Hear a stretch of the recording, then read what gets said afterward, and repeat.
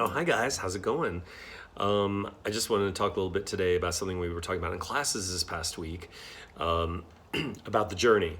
And I talked about that earlier this year because I was reading this really great book called Kindred, which was all about our Neanderthal forefathers and mothers, and how I would think that they wouldn't even have had the word for destination because it was all journeying.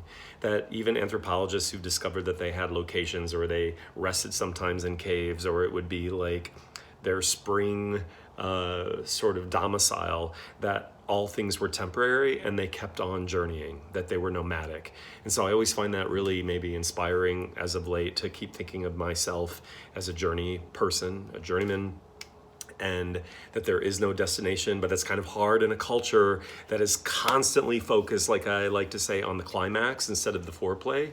And that can also be really damaging for people because once you get the thing, that you arrive at the destination that we've been taught we have to have in order to be successful or happy or loved or validated or whatever the word is. And then after you're at that plateau for a little bit, you realize like, oh, this isn't it. Or as Bruce Lee would also say, I'm going to paraphrase it, but I love Bruce Lee's philosophy about this, that there are plateaus and it's all about arriving, but you must not stay there. You must keep forging on to this next whatever level, phase, journey.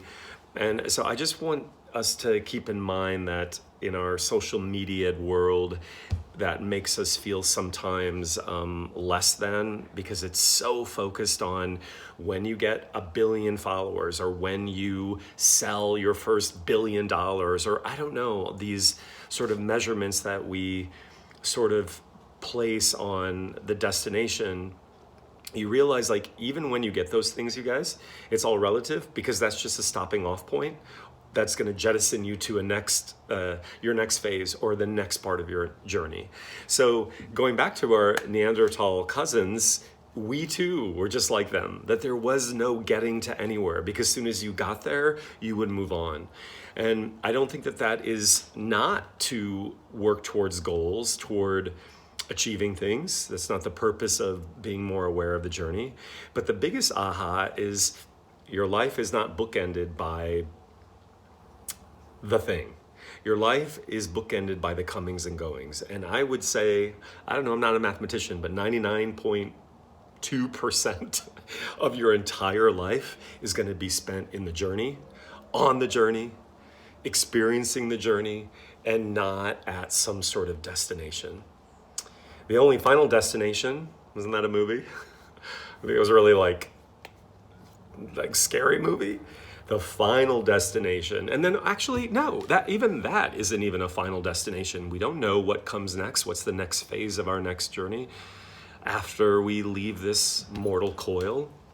So I think we would have a little bit more fun, or a lot more fun, if we stopped comparing and despairing, thinking that our life would magically begin once we arrived somewhere, and starting to understand that that's purely illusory. That's purely the